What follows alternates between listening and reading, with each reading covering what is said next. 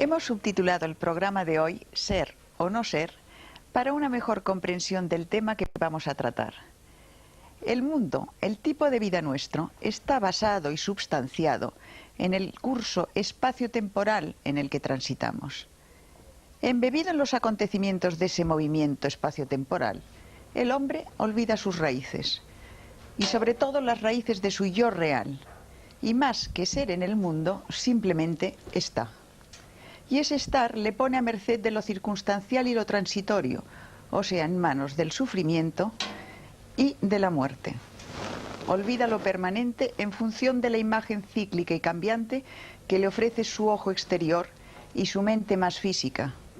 Por otro lado, desde la más remota antigüedad, han existido sistemas de enseñanza que empujan al individuo desde la superficie al interior de sí mismo, desde la potencialidad de su imaginación a la realización y actividad de esa misma potencialidad, o sea, a la progresiva liberación de sus ataduras, tanto físicas como emocionales, como mentales. Vivimos ahora, en nuestra sociedad contaminada, nuestra sociedad occidental, vivimos el ofuscamiento y la pesadez que, emanando de lo cotidiano, ahoga esa realidad profunda de la que hablábamos. Se aprenden demasiadas cosas inútiles, se compite por casi nada y se obstruye masivamente y particularmente el canal que conecta lo divino con lo humano. Las técnicas de las que hoy nos hablarán nuestros contertulios pertenecen a diferentes culturas, pero la finalidad de la misma es desempolvar nuestra dormida conciencia a través del método de la meditación. El problema está, pues, en elegir entre ser un individuo o simplemente estar en el mundo sin ningún sentido. Todo ello es una sugerencia para una mejor expresión vital. Escúchenlos. Voy ahora a presentarles a nuestros invitados que les hablarán, pues, de meditación y conciencia. Con nosotros está Jacobo Grinberg, psicofisiólogo, profesor de psicología de la Universidad Nacional Autónoma de México. Ha escrito más de 36 libros. Carlos Ortiz, investigador de la relación existente entre las técnicas de meditación chamánicas de Don Juan Matus y las del místico español San Juan de la Cruz. Antonio Carán, director de la Casa Tíbet México, representante oficial del Dalai Lama, experto en budismo tibetano. Y don Rodolfo Flores, chamán mexicano, maestro en meditación chamánica mexicana. José Colastra, finalmente, especialista de nutrición ortomolecular y además autor de bastantes libros, 15 libros, creo, ¿verdad, más José? o menos, sí. Bueno, pues la primera llamada que vamos a hacer es una definición, yo quisiera que me hicierais, de conciencia. A ver, ¿qué es para vosotros conciencia? Para luego, porque se va a hablar mucho en este coloquio, entonces vamos a definir esa palabra. Jacobo, ¿quieres empezar? No se puede definir. O sea, está más allá de definiciones. Si se pudiera definir, estaría limitada o sería algo menos que la definición. Ten en cuenta, perdóname que te interrumpa, que aquí nosotros en Europa tenemos, no sé, muy marcada, no sé si vosotros también, como definición de conciencia algo referente a la moral. Por esto quería que lo aclarases. ¿Comprendes? No, bueno, claro. Que hicieras esa distinción. O sea, no, el término conciencia tiene una acepción, sí, como ética, volverse consciente de ciertas normas o las normas, pero realmente a eso no creo que nos refiramos cuando hablamos de conciencia, y es en ese otro nivel que no se puede definir. Podríamos decir que, por ejemplo, la cualidad de la experiencia es conciencia. Tú cuando ves una luz, realmente detrás o en el hecho, en la cualidad luminosa, está la conciencia. La luz no existe ni afuera ni adentro, o sea, no existe como un fenómeno físico, como tal como luz. En el espacio lo que existen son una serie de ondas electromagnéticas, cambios fotónicos. Tampoco existe en la actividad cerebral como luz. Como luz, en esa cualidad perceptual, es conciencia. De la misma forma el sonido. O sea, el sonido a nivel de espacio, físicamente no existe sonido. O sea, no existe nada en el universo físico similar al sonido. Lo que llamamos sonido es una cualidad de la conciencia. tal y como la experimentamos. O sea, si tú analizas a nivel físico lo que percibimos como sonido, pues es un conjunto de cambios vibracionales de moléculas de aire, pero no hay sonido ahí, como tampoco existe sonido a nivel físico, fisiológico. O sea, si tú penetras al cerebro y tratas de encontrar el sonido ahí, tampoco existe. Entonces es también una cualidad de la conciencia. De tal forma que la conciencia podría, en este nivel, no de normas éticas, ¿no?, conceptualizarse como lo que está por detrás de cualquier acto perceptual, lo que sostiene la cualidad misma de la experiencia. Esto podría ser. Y existen muchos niveles de la conciencia. He mencionado dos. Digamos, la cualidad perceptual visual, la cualidad sonora, son dos niveles de conciencia, pero existen muchísimos otros niveles de conciencia y todos tienen en común el pertenecer a ese algo que está por debajo de todo, pero no se puede definir. Yo quisiera a partir de ahora que todos interviniesen en el momento que quisiesen sin esperar que yo diese entrada, porque esto es una conversación entre amigos y que cada uno aporte lo que le parezca más conveniente. ¿Seguimos la ronda? Bueno, yo sí creo que Jacobo maneja un concepto muy profundo y muy amplio de la conciencia, ¿verdad? En realidad a mí me ha fascinado el concepto de la conciencia como un factor común que puede definir la evolución, ¿verdad? Porque ahora ya sabemos cómo poder definir la definición, la evolución. Se habla ya de la evolución de la conciencia. ¿Qué es lo que evoluciona la conciencia, ¿no? Claro, en los términos más simples, pues la conciencia es una forma de percibir la realidad. Entonces yo percibo la realidad de una forma y después evoluciono mi conciencia y voy a percibirla de otra manera. Así de simple. Pero ese es un aspecto de la conciencia. La conciencia abarca todo, ¿no? Efectivamente. Es algo muy amplio. Pero sí hay, para definir esa evolución, se hablan de grados de conciencia. Van incrementándose los grados de conciencia, de claridad, de percepción de la realidad, de sentir la realidad, de comprenderla, de entenderla, ¿verdad?, conforme se va evolucionando. Y es algo tan sencillo como decir, bueno, en la infancia nosotros teníamos un nivel de conciencia, ¿no? En la juventud hay otro nivel de conciencia y en la edad adulta hay otro nivel de conciencia. ¿Hay alguien adulto? Ah, una pregunta. Porque creo que debe ser muy difícil en llegar a la edad adulta, de no lo digo con palabra, sorna, ¿eh? Sí. No, la madurez. Una persona plenamente madura, sí, digamos que sería una persona en un máximo grado de conciencia. Se puede definir así, ¿verdad? Desde el punto de vista budista también esto presenta un problema, en el sentido de que la evolución de la conciencia no tiene fin y no tiene principio. Es un continuum de procesos de percepción como chispas en la realidad que se van gestando momento a momento ad infinitum. Y en ese sentido, en la pregunta que usted hacía con relación a ¿hay alguna vez, en algún momento se es maduro?, es una pregunta que se hace mucho dentro de la tradición budista con referencia al estado último desde nuestro punto de vista de evolución humana, que es la budeidad, ¿no? Sí.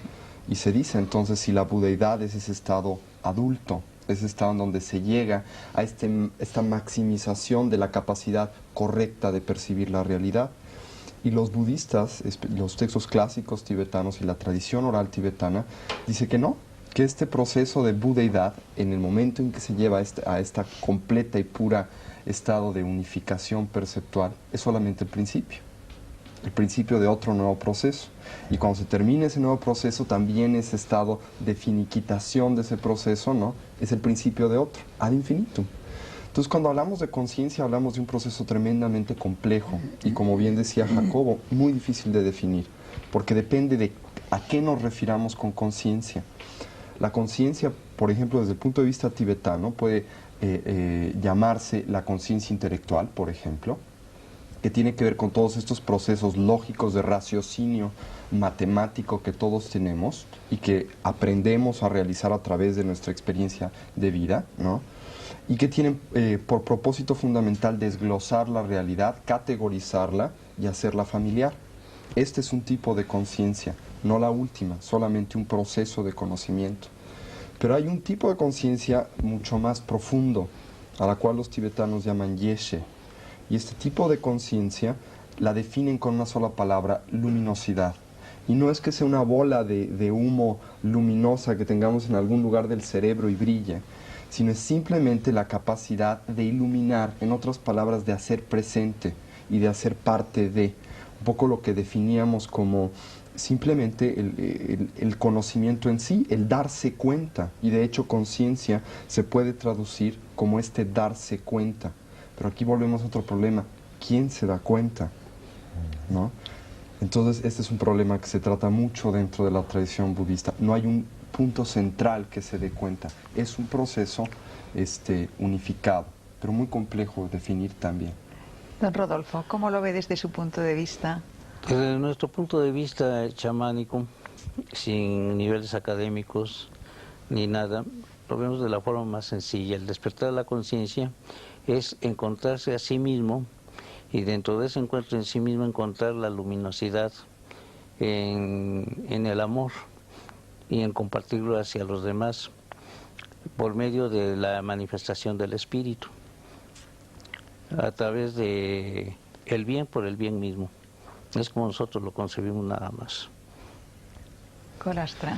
Bueno, es una pregunta bastante... Hemos hecho la primera ronda. Sí, es una pregunta un poco difícil porque tiene dos lecturas: el nivel humano y la posibilidad de que conciencia se pueda describir desde otro nivel.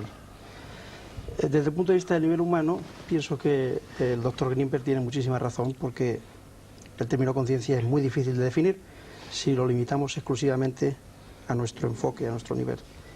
Pero desde un nivel trascendente, yo diría que conciencia, la cualidad que caracteriza de forma más precisa al término conciencia, es la de una presencia integrada, pues podríamos decir del verbo, es decir, de lo trascendente, de lo sutil, de lo que está más allá de lo contingente. Una presencia. Esa presencia se puede caracterizar pues por muchas cualidades y por muchos enfoques, pero en realidad es como si existiesen una serie de canales o de conductos a través de los cuales ese algo que también Carlos mencionaba, ese algo detrás percibe. La naturaleza de ese algo es la que los místicos han tratado de averiguar y han tratado de conectar, y eso les ha producido pues una serie de fenómenos que hemos llamado pues aparentemente milagrosos, pero creo que es una presencia integrada. Vamos a ver, me gustaría que cada uno de vosotros nos contaseis los sistemas que habéis aprendido o que practicáis para ese desarrollo de la conciencia, la metodología un poco, para que la gente sepa que hay diversos caminos y que incluso cada uno pueda escoger, digamos, que la sugerencia que vosotros lanzáis. ¿Quieres hablar tú, Jacobo? ¿Cómo no? Bueno, yo la técnica de meditación que más me gusta es la observación, porque el observador puede observarlo todo. O sea, todo el conjunto de cambios que ocurren, todas las modificaciones, todos los pues la infinita variedad de experiencias, todas ellas se pueden observar, y por lo tanto el observador es el que unifica. De tal forma que cuando tú aprendes a observar y cuando tú observas cualquiera de estos cambios desde esa referencia, el hecho mismo de poderlos observar te empieza a integrar. Por ejemplo, uno puede sentirse muy confuso o muy nervioso, ¿no?, en cierto momento. Bueno, uno, si recordara que puede observar el estado de confusión, el mismo instante en el que uno observa la confusión, se coloca en el punto de integración fuera de la confusión. Porque ¿quién es el que observa la confusión? Pues no puede ser nadie dentro de la confusión. Por lo tanto, en ese momento uno recuerda que la naturaleza propia está más allá de esa confusión. Esto no quiere decir que la confusión no exista o que no esté ocurriendo. Está ocurriendo, es un fenómeno que está aconteciendo, pero el observador se encuentra siempre un paso adelante, por así decirlo, de toda la experiencia que está aconteciendo. O sea, de la no identificación con la circunstancia. Yo creo que es un poco más complejo que la no identificación, porque en cierto momento uno se da cuenta que todo lo que sucede es parte de la identidad. Esto es, parecería como que hay un proceso intermedio de no identificación, en donde la observación es para mí la técnica más extraordinaria, porque, digamos, es como la evidencia fehaciente, clara, de que siempre en nosotros existe algo trascendente, sin ideología. O sea, no necesitas acudir a ninguna ideología, sino que está allí siempre, todo lo puedes observar. Y siempre hay algo que está observando con quien te puedes conectar. Y aquí lo pongo entre comillas semánticas, esto de con quien te puedes conectar. El simple hecho es que lo puedes observar y el observador se coloca fuera del evento. Pero después de integrar todos los eventos, o sea, cuando acompañas tu vida cotidiana de la observación, empieza a suceder algo, empiezas como a encontrarte contigo mismo. Es una técnica, es una herramienta simplemente que te ayuda a unificar, porque por definición el observador es lo que unifica. Entonces, utilizando la observación, incrementas la posibilidad de unificación en ti mismo. Y llega un momento en que simplemente te conectas con la realidad, estás en la realidad. Y en ese momento, toda la discusión acerca de identificación o no identificación ya no existe. Estás más allá de identidades o no identidades. Pero tuviste que pasar por un periodo intermedio de desidentificación a través de la observación para llegar después a algo que es dificilísimo definir, lo que es ese contacto con la realidad. Porque ahí ya no hay ni afuera ni adentro, ni siquiera hay observador, ni observado, no hay observador ni observado. Simplemente eres tú mismo. Y todo lo que acontece, acontece. O sea, acontece. Y no importa, todo es igualmente importante. Sí, a mí me gustaría apoyar lo de Jacobo, pero dando la interpretación simbólica que da San Juan de la Cruz al respecto, que es muy claro. En su famoso poema de la Noche Oscura, habla que el alma sale de sí misma, ¿no? En la oscuridad de la noche, ¿no? Cuando ya la casa está quieta, sosegada, en silencio, ¿no? Es un simbolismo clarísimo de la idea del observador. Por eso es tan importante saber que cuando se está observando a uno mismo, ¿verdad?, está uno en el nivel del alma, hablando del cristianismo, ¿no? En el caso de don Juan Matus, hay esa percepción dividida. Y cuando uno está observándose, ¿verdad?, está uno en una especie de percepción dual, y en uno de los niveles de esa percepción está uno en lo que llama el conocimiento silencioso, o sea, en el nivel del espíritu, ¿no? Y en el otro está en el nivel de la razón, ¿no? O sea, coinciden perfectamente tanto San Juan como don Juan. Y ese es el trabajo de hacer que el alma salga. Durante la meditación se supone que el alma sale, se oscureció el cuerpo, se suspendió el diálogo interno, ¿verdad?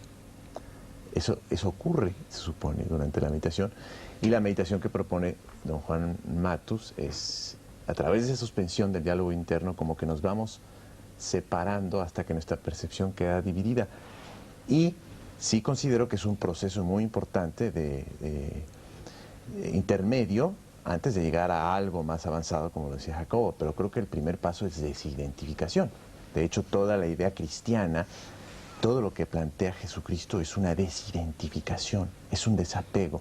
La idea de la renuncia es desidentificarnos de esa involucración que decías muy bien en la introducción, ¿no? ¿Cómo estamos? No somos, sino estamos en un proceso de involucración total con el mundo, ¿no? Entonces tenemos que salir del mundo. Pero no es del mundo, digamos, el mundo de todos los días, sino del mundo de acá adentro que De hemos los apegos, introyectado. el mundo de los apegos El mundo de los exteriores. apegos y de las identificaciones. Es del que nos tenemos que salir, el alma tiene que salir, sin ubicarnos. Y a partir de ese trabajo de estar como en una percepción dual constante, entonces vamos a empezar un proceso muy importante, ¿no? Que ya estaba describiendo Jacobo, ¿no? Había un programa de televisión hace muchos años que se llamaba ¿Cómo es, cómo se hace? Pues esa es la pregunta que voy a lanzaros ahora a todos. Si quieres contárnoslo desde el punto de vista budista, luego volvemos y os vais interrumpiendo y vais comentando. Sí, claro. Y seguimos. Desde el punto de vista budista, definir un poco este proceso de trabajo interior o de trabajo psicológico, porque de hecho es un trabajo psicológico que desde el punto de vista budista está muy alejado de toda una metodología religiosa o una visión mística, es una transformación de nuestra percepción para percibir correctamente. Y si lo tuviéramos que definir en pocas palabras, creo que lo haríamos con 3. Primero, un proceso de concentración. ¿Qué es un proceso de concentración? Desde la perspectiva budista y de hecho desde la perspectiva psicológica, uno de los graves problemas en la percepción humana cotidiana, normal, común y corriente, es el hecho de que nuestra mente, por malos hábitos, ¿sí? Psíquicos o mentales, no puede estar en un solo momento y en un solo lugar integralmente. Esto quiere decir que constantemente brinca al pasado o brinca al futuro. Si nosotros cerramos nuestros ojos un momento y hacemos el experimento, veremos cómo si nos ponemos la idea pera en la cabeza, muy pocos de nosotros podemos permanecer en la idea pera, porque se nos ocurre que hemos dejado la leche en la cocina con el fuego prendido, que mañana tenemos que ir al doctor o al dentista, o que se nos va a hacer tarde para el trabajo, y brincamos, ¿no? Constantemente. No estamos aquí y ahora, que es lo único que existe en la realidad. El primer proceso, este primer proceso que tenemos que integrar dentro de nosotros mismos, que es un poco de lo que hablaba el doctor Greenberg y de lo que hablaba Carlos Ortiz, es primero aquietar al cuerpo, ¿no? Dejar que duerma en esa noche oscura para que el alma pueda salir. Obviamente esto desde el punto de vista budista de que el alma pueda salir es un simbolismo. Nada sale, ¿no? Ni entra tampoco. Este es el primer paso. El segundo paso dentro del sistema o la tecnología budista en este sentido es la apreciación.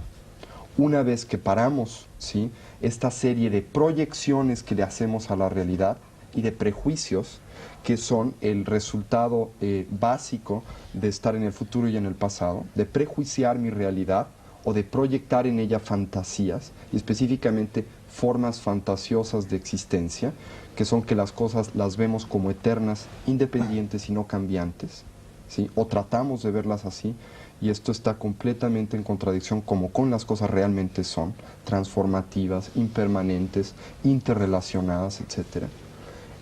Empezamos a través de esta concentración de ver una sola cosa en un solo momento, a apreciar la realidad.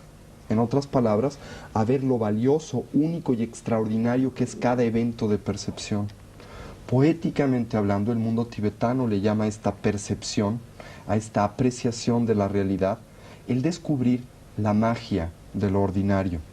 El hecho de que cada evento, por ordinario, común y corriente que aparente ser, es extraordinario, porque algo vivo y algo real acontece en cada instante y en cada momento.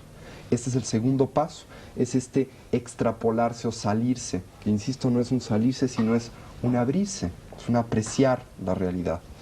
Y después de esta concentración y de esta apreciación de la realidad, viene el entendimiento de la misma.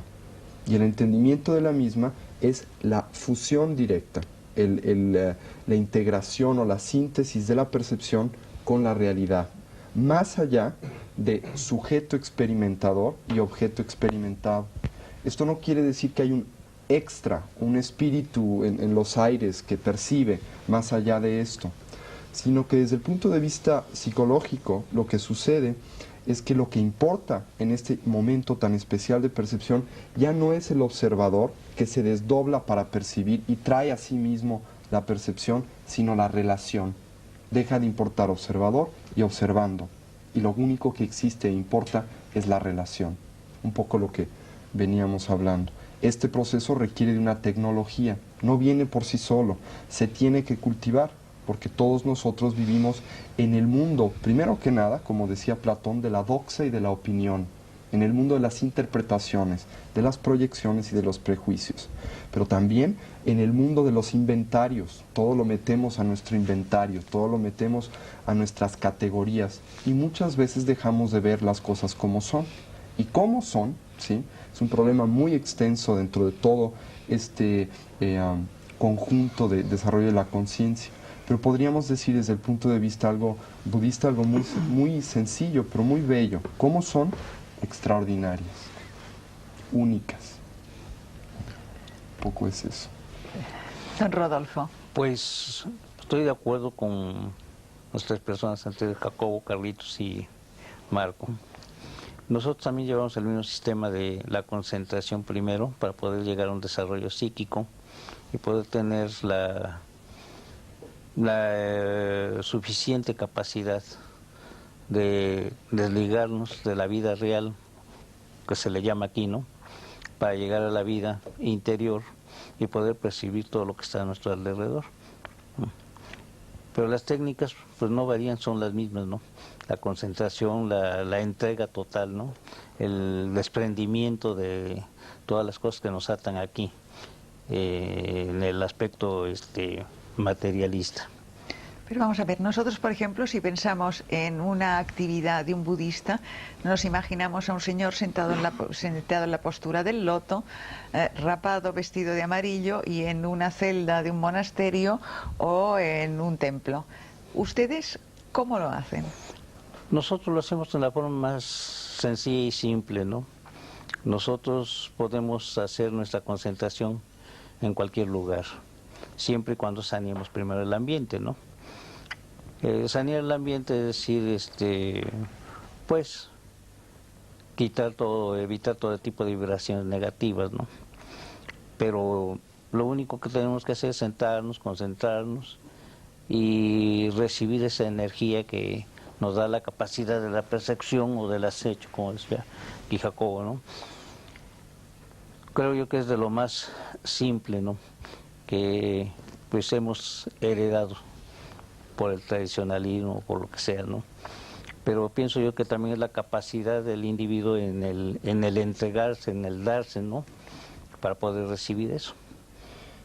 Yo quisiera añadir una cosa antes, que creo que es un poco importante en la tradición budista. Nosotros generalmente cuando hablamos de budismo, muchos sí nos imaginamos a gente rapada en un monasterio meditando, ¿no? Esto es una imagen correcta desde cierto punto de vista, puesto que esto hacen los monjes budistas, pero estrecha, porque no es solamente eso lo que hacen. La meditación, primero que nada, este proceso de desarrollo de la conciencia o de atención, primero que nada requiere una técnica que nos permita entrar en el mundo de la concentración. Para entrar en este mundo de la concentración tenemos que tener un laboratorio controlado. No podemos hacer un experimento a grandes planos si primero no lo hemos controlado en medios controlados de laboratorio. En otras palabras, nos tenemos que salir un poco del mundo discursivo, del mundo de ruido, del mundo de las presiones, del estrés, a un ambiente controlado. Segundo, tenemos que simplemente sentarnos. Yo disiento. ¿Tú disientes? Sí. No necesariamente pienso que debe ser un ambiente controlado. Desde el punto de vista budista se tiene que empezar así. Por eso es lo que quiero decir. Se tiene que empezar así porque si no se empieza en un ambiente controlado, son muy contadas las personas que tienen la capacidad de trascender este diálogo interior. Es muy fácil decir desde el punto de vista budista, bueno, concentrarse es nada más pensar en una cosa. Pero ¿cuántas gentes que dicen tener concentración pueden realmente fijarse en una sola cosa en un solo momento, a pesar de decir que están concentrados? Esta concentración trasciende el nada más tener una concentración para estudiar bien. Es una concentración mucho más profunda y técnicamente se define de una manera especial, pero es el principio. Después de que se ha logrado algún resultado en esto, entonces la meditación se convierte en lo que se llama meditación en acción. En otras palabras, que ya podemos ser conscientes en todo momento del día y en todo lugar. Nos podemos dejar crecer el pelo, podemos salir del monasterio, ¿sí? Y estar consciente hasta de que la mosca vuela. Pero primero tenemos que empezar. Déjame que le... Tú estás diciendo que para empezar esas técnicas hay que retirarse del mundo ¿O se pueden hacer esas técnicas en medio de la Plaza Roja de Moscú, quiero decir? Para empezar estas técnicas, uno se tiene que retirar de su diálogo interior. Pero no del mundo. No necesariamente. Pero lo más momentáneamente. sencillo, lo más sencillo, lo más útil es hacerlo, ¿no? Si estamos en medio de la Plaza Roja y somos guardias y nos están dando órdenes, es muy difícil que tengamos el tiempo, la conciencia de hacerlo. No imposible, y hay técnicas para hacerlo dentro del budismo, pero es difícil. El budismo es un sistema tremendamente realista. Entonces dice, ¿no? Es muy fácil andar en bicicleta, pero si ustedes no primero aprenden con 2 rueditas, luego le quitan otra y luego el padre lleva la bicicleta, pues sí, habrá alguien que pueda andar a la primera, pero será el 1%. Sin embargo, hay muchas más vías aparte del budismo. Sí, La vía chamánica es una de ellas, ¿no? La que tú y otras vías, ¿no? Yo creo que la conciencia es una paradoja. Es una paradoja verdaderamente iluminadora, porque el observar la realidad y ser consciente al mismo tiempo de los propios procesos internos puede llegar a clarificarnos el horizonte. ¿Cuántas personas encuentran un fenómeno, por ejemplo, tan esquivo de investigar, precisamente de crear condiciones de laboratorio o de control, como decía Antonio, en el fenómeno de la sincronicidad, que ya estudió Gustav Jung? Es decir, hay como una especie de camino de doble vía. Por una parte hay una observación de lo exterior y por otra parte otra observación de lo interior. ¿Cuántas veces un sueño, una visión onírica, nos plantea una imagen que después se refleja en el exterior y nos confirma que el exterior y el interior son la misma cosa? Entonces, yo pienso que el fenómeno o el intento de llegar a una trascendencia y a un desarrollo de la conciencia está basado precisamente en la observación y la comprensión y la aceptación de esa paradoja. Y el saber que podemos situarnos en la percepción exterior y en la percepción interior. Y el saber también que, en definitiva, en un nivel trascendente son la misma cosa. Entonces, si partimos de esa base, y sobre todo en el aspecto de la educación, en la cual Jacobo es un experto en el tema de trabajo con niños, nos damos cuenta de que, pues simplemente se trata de educar la observación, de saber qué es lo que vemos y qué es lo que ve dentro de nosotros. ¿Tú practicas alguna técnica especial? Sí, yo utilizo, en el tema meditación, utilizo la meditación con cristales de cuarzo. Porque pienso precisamente que una forma muy fácil de desarrollar ese tipo de contacto es la observación. La observación del nexo que hay, de la unión real, de la red que es la que está formada entre el ser humano concreto y todo lo que le rodea, el continuo que le rodea. Jacobo, te hemos dejado antes a mitad, a vosotros dos os hemos dejado a mitad de contar vuestra propia interpretación, vuestra propia actividad dentro de este tema. Bueno, yo creo que... no sé cómo decir lo que estoy sintiendo o lo que estoy pensando. Yo pienso que hay que encontrarse a uno mismo. Y en esto estoy totalmente de acuerdo con don Rodolfo. Y en este encontrarse a uno mismo, todo adquiere significado. Y entonces, tanto lo que sucede en el mundo como lo que sucede dentro de nosotros es integrado, es parte ya de un encuentro, se ve desde ahí. Es delicioso el momento en el que uno pierde todo concepto y toda preconcepción y todo aparece fresco y todo es nuevo. Y esta observación de momento a momento, como decía Tony, acontece. Pero hay algo que está detrás de esta percepción y que yo no puedo pensar que no exista. Y es uno mismo, que no es el ego. No, es el sí mismo que diría Ibn Arabi o sí, es el los sí místicos mismo, estos. que está más allá de más todos allá, los eventos cambiantes. Es algo que uno tiene que encontrarlo y también es muy difícil definirlo, pero tiene que haber aquello, porque si no hay eso, entonces no hay significado. Y yo pienso que el significado es muy importante. Y tampoco me estoy refiriendo a un significado lineal o restringido. Pero yo indiscretamente te preguntaba cómo lo haces, qué técnica usas. Mira, ¿Qué es lo que quería saber claro, de que los que faltabais ahora para...? Mira, yo la técnica que Sí. utilizo consiste en una primera fase, te sientas, cierras los ojos y empiezas a observar tu respiración. Empiezas a observar tu respiración y van a aparecer pensamientos, van a aparecer sensaciones, no las reprimes. Por ejemplo, si aparece un pensamiento, pues lo dejas pasar y vuelves a tu respiración. Aparece otro pensamiento, lo dejas pasar, lo observas cómo nace y muere y vuelves a tu respiración. Que por cierto es una técnica común con el budismo, es exactamente lo que se hace en un primer nivel en el budismo, Sí. igual. Esto como que te prepara porque en una primera fase tienes que aprender a concentrarte, tienes que aprender a centrar tu atención, tienes que limpiar tu mente.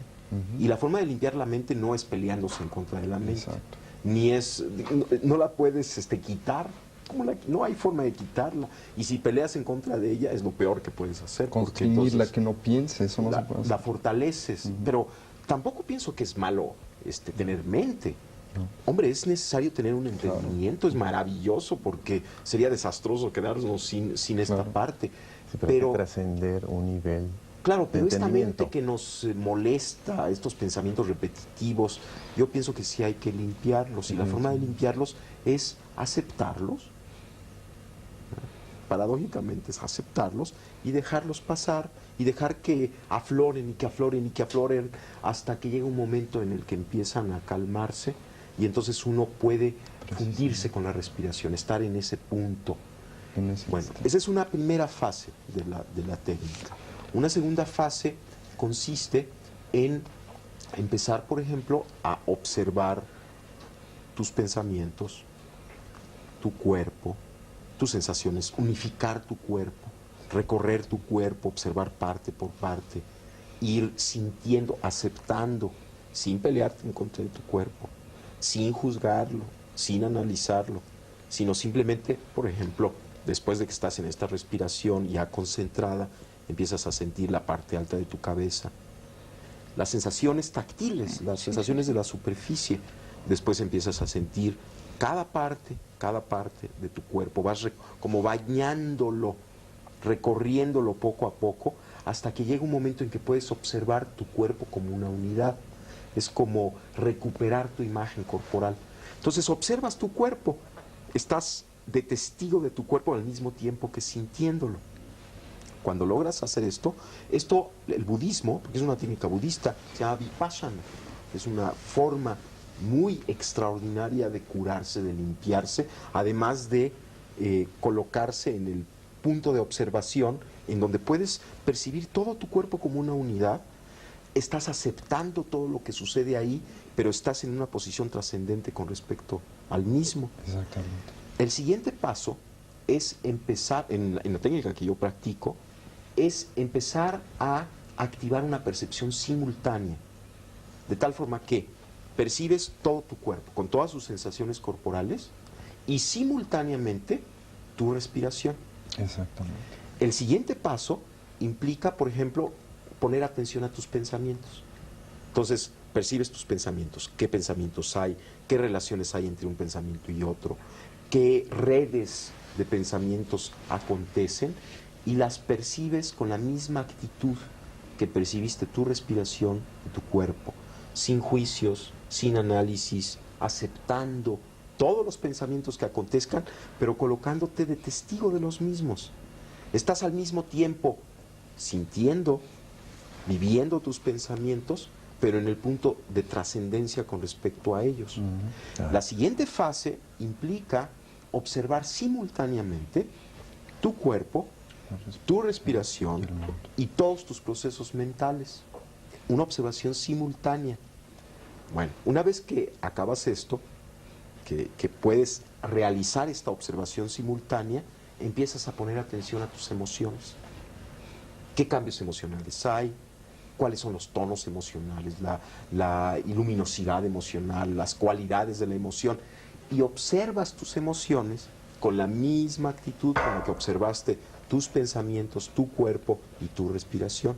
Cuando logras esta observación de tus emociones, observa simultáneamente tu respiración, tu cuerpo, tus pensamientos y tus emociones.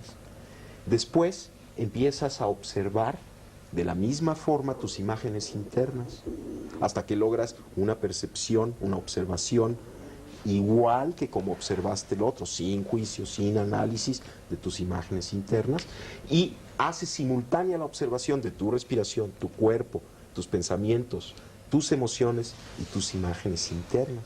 Pero El siguiente paso consiste en observar los sonidos del medio ambiente y observarlos de la misma forma en la que observaste tus pensamientos, tus emociones, tu cuerpo, y hacer una observación simultánea de medio ambiente, cuerpo, emociones, pensamientos, etc.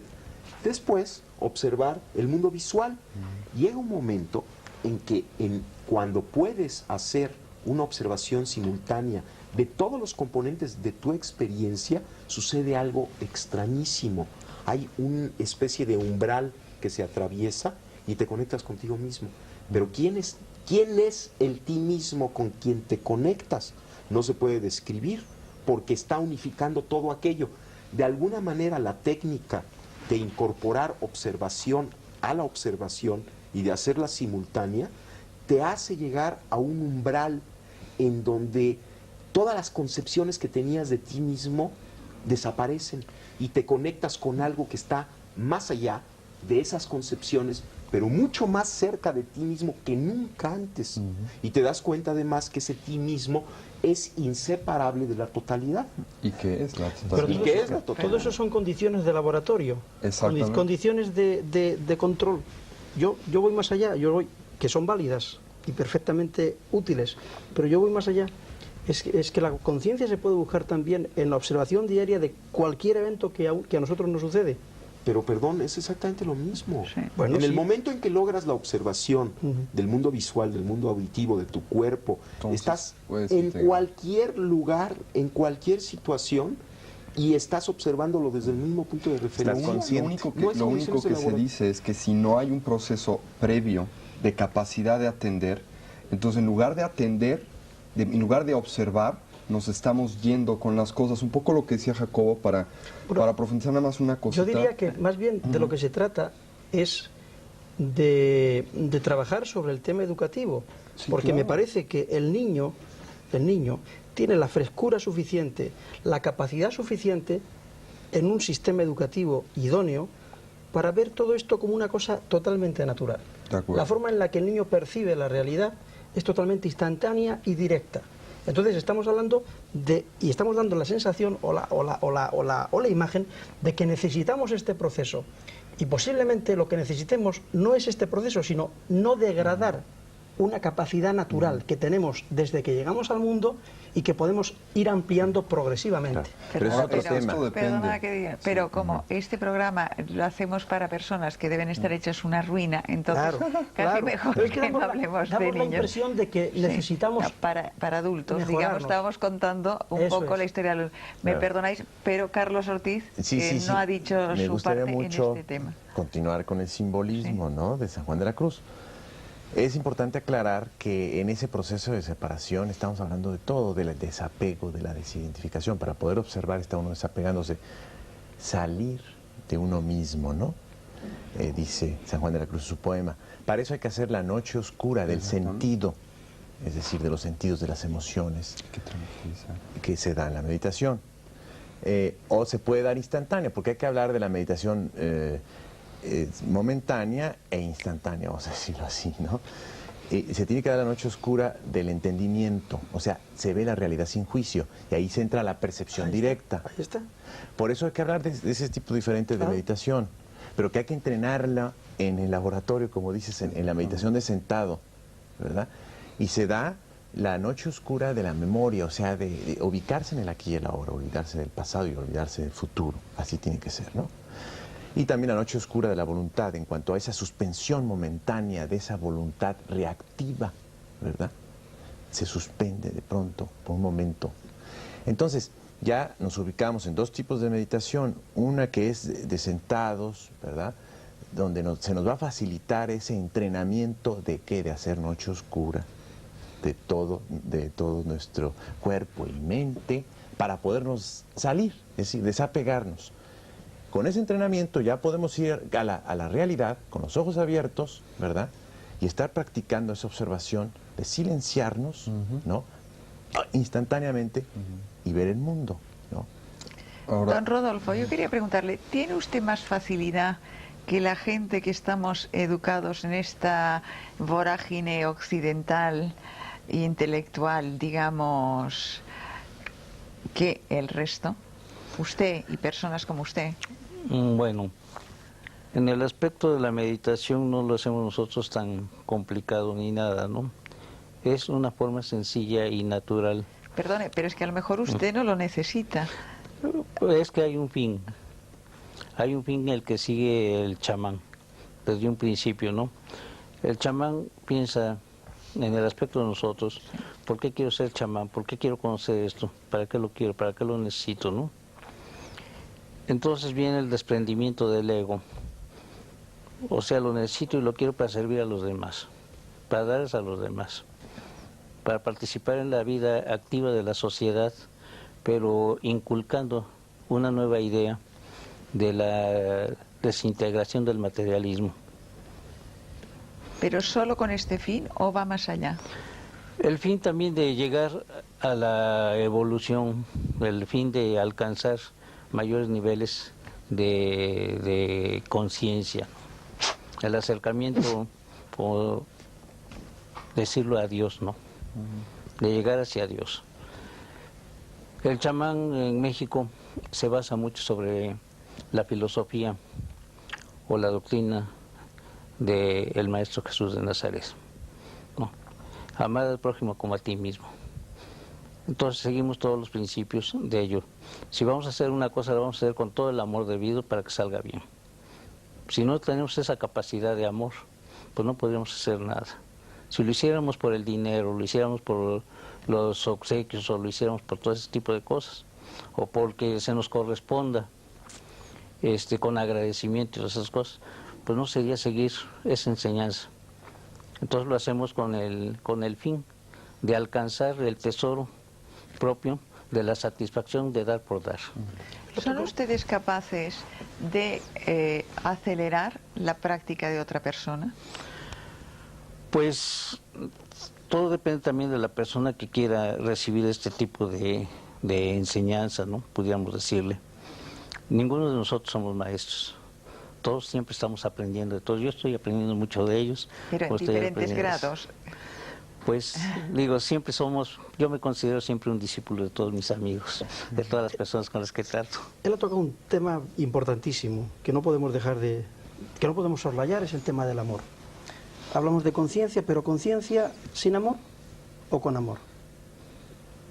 Es que si no hay amor, si nos limitamos solamente a definir la conciencia como una cualidad perceptual o como una cualidad de testimonio, atestiguadora, estamos dejando atrás o estamos olvidándonos de algo que es fundamental. Es que la verdadera conciencia requiere amor.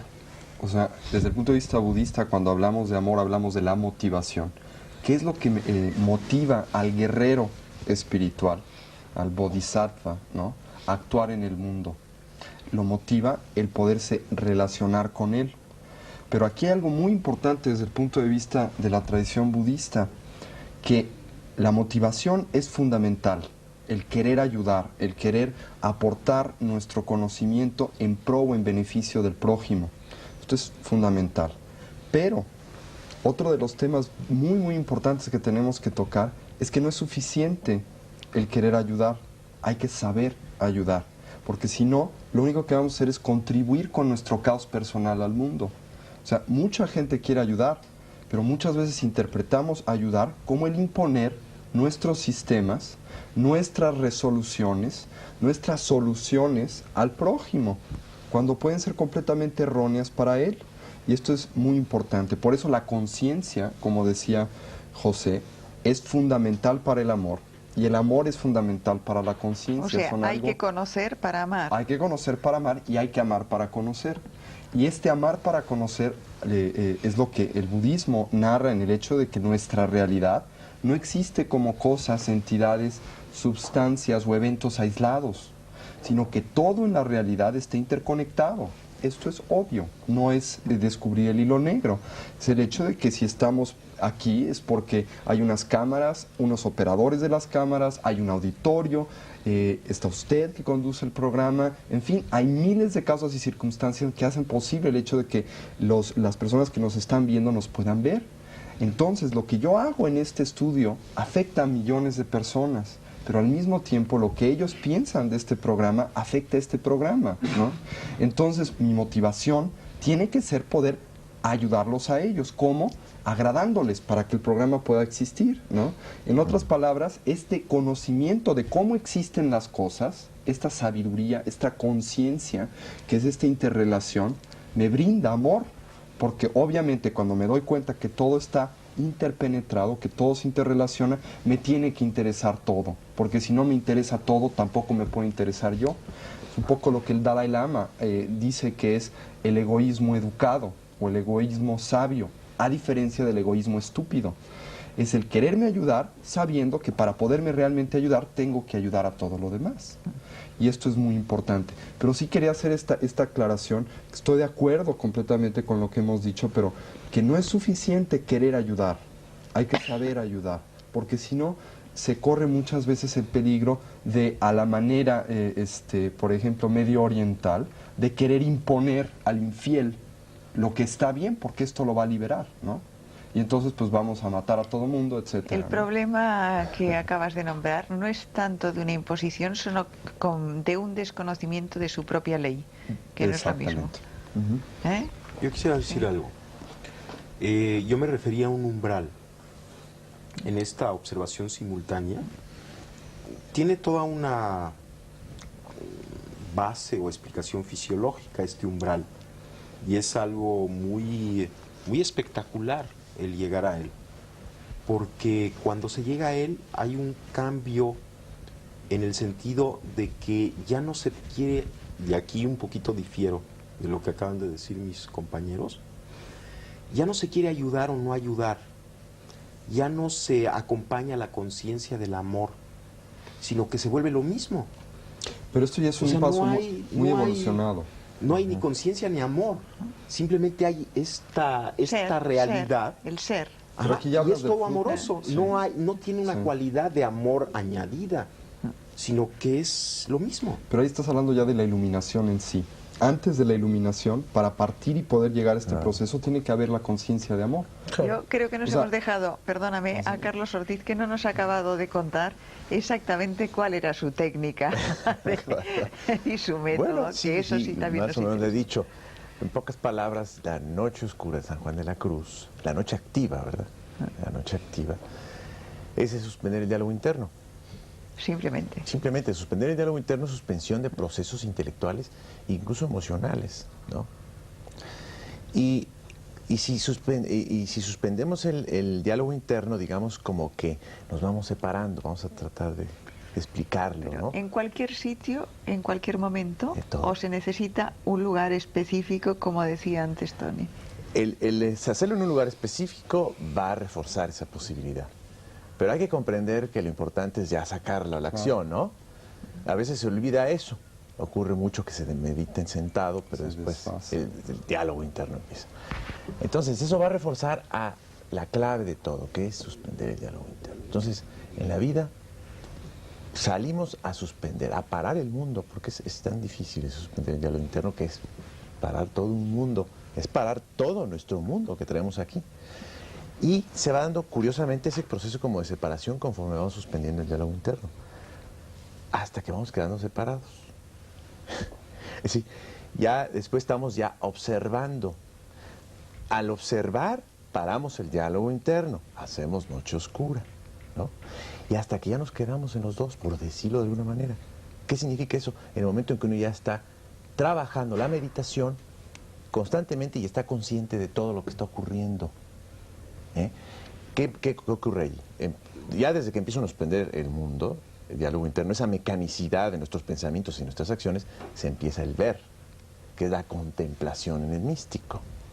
Y empieza a ver uno los significados profundos de la existencia. ¿Por qué? Porque ya está uno en la percepción directa del mundo. Antes uno veía con el filtro, decía don Juan, que estábamos siempre un paso atrás, ¿no? Porque entre yo y el mundo está la descripción que tengo en mi cabeza. Entonces estoy viendo el mundo a través de un filtro, ¿no? Entonces hay que apagar ese filtro a través de la suspensión del diálogo interno. Ya veo directamente, ¿verdad? Hay la percepción directa y ya estoy como dividido, lo cual me va a llevar a la larga a un proceso impresionante que me va a permitir ir conciliando los opuestos de la vida. O sea, si logro mantener esa posición de meditación activa, de estar en dos lugares al mismo tiempo, como dice don Juan, estar en el lugar del conocimiento silencioso y de la razón al mismo tiempo, si mantengo esa posición, se empiezan a conciliar los opuestos de la vida y empieza uno a ver la vida de otra manera. Yo quería saber la paradoja que yo mencionaba antes al de principio. la conciencia de doble vía. Ahora, yo quería preguntaros una cosa. La ¿Una paradoja. mayor adquisición de conciencia es de alguna manera un mayor desarrollo energético? ¿Hay una relación entre conciencia y energía? ¿El proceso de aprendizaje genera una mayor energía en el individuo o un mayor despliegue? ¿Y hay una relación? Pero ¿desde qué punto de vista quieres? ¿Energético? Desde el punto de vista fisiológico, por ejemplo. ¿Biológico? Bueno, si el desarrollo de la conciencia implica una expansión de la misma, como parece ser que lo implica, Bien, ¿no? Y por lo tanto, evidente. La expansión de la conciencia implica que cada vez te abres a mayores y mayores realidades, las haces tuyas, dejas de estar separado de mayores y mayores realidades, y en eso es la expansión de la conciencia. O sea, tu conciencia primero era la consecuencia o la consideración de que tu yo estaba restringido a tu cuerpo. Yo no me estoy refiriendo solo a esto, ¿eh? Yo me estoy refiriendo a niveles energéticos concretos. Sí, ahí voy. Entonces, si la expansión de conciencia implica el incorporar lo que antes era externo a ti como parte de ti mismo,